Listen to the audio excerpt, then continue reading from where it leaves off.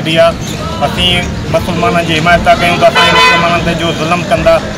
असीं chief army कमर बाजवा साहब के भी रिक्वेस्ट था कयूं ऐं सुप्रीम कोर्ट के भी रिक्वेस्ट था कयूं जेके बि असांजा मदद करे रही है। असां जेको आहे सो उन्हनि जी जेको आहे सो वधीक कीअं असां पंहिंजे जेको आहे सो रिक्शनि सां पंहिंजे असां अमलनि सां उन्हनि जी भरपूर हिमायत कयूं था। उन लाइ ताकी असां मटियारी में योम यकजहती कश्मीर के हवाले से government Mohammad Daud Memon high school Matiari तरफा अस्पताल चौक का प्रेस क्लब ताईं रैली कढी वई। रैली में deputy commissioner Matiari Parvez Ahmed Baloch, SSP Matiari Asif Ahmed Bughio, DHO Waqar Ansari, DO secondary Ghulam Qadir Bilo, assistant commissioner Imam Bakhsh Kaka, मुख्तियारकार Matiari Ghulam Mustafa Shar, headmaster MDM high school Shoaibur Rehman Qazi ऐं वॾे तादाद में सिविल सोसाइटी के नुमाइंदनि वॾे अंग में शिरकत कई। रैली के इख्तिताम से हाई स्कूल के लेक्चर हॉल में सेमिनार मुनक़िद किया वियो।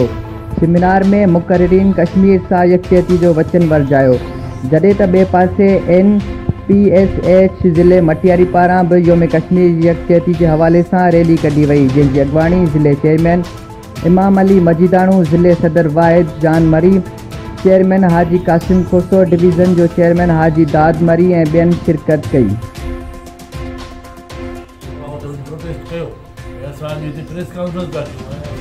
असां पंहिंजो हक़ जे लाइ आवाज़ उथारींदा रहंदासीं।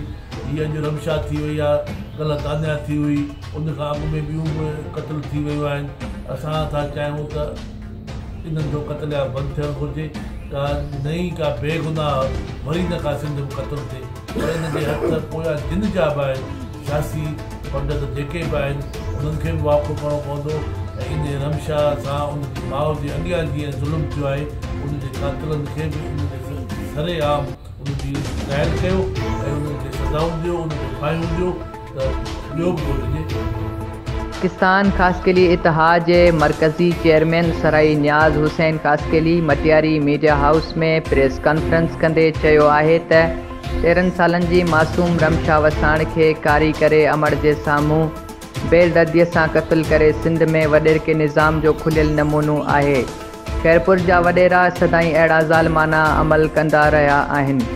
उन चयो त कुसूर जी ज़ैनब के क़त्ल ऐं सरगोदा वाक़े ते हुकूमतुनि खां इस्तीफ़ाऊं घुरंदड़ बिलावल भुट्टो ज़रदारी अॼु खैरपुर जे मासूम रमशा के क़त्ल ते ख़ामोश छो आहे। इंसानी हक़नि जूं झामूं हणंदड़ बिलावल बख्तावर ऐं आसिफ़ा भुट्टो जा अॼु चप छो सुबजी विया आहिनि। सिर्फ़ उन्हनि लाइ त क़त्ल PP अॻवाननि जो माइच आहे। हुन जो चवणु हो त अॼु पाकिस्तान खासकेली इतिहाद जे हैदराबाद प्रेस क्लब अॻियां मासूम रमशा के बेआमाना क़त्ल ख़िलाफ़ मुज़ाहिरो आहे ऐं पाकिस्तान खासकेली इतिहाद पूरी सिंध में मुज़ाहिरा करे कातिलनि जी गिरफ़्तारी जो मुतालबो कंदी आहे।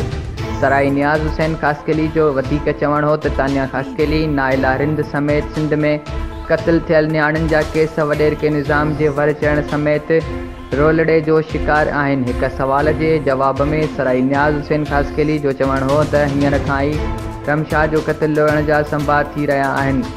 संदसि वालद के खंबे गुम कयो वियो आहे। हाणे केस दड़का दुमान धमकियूं ॾेई केस तां हथ खणियो वेंदो।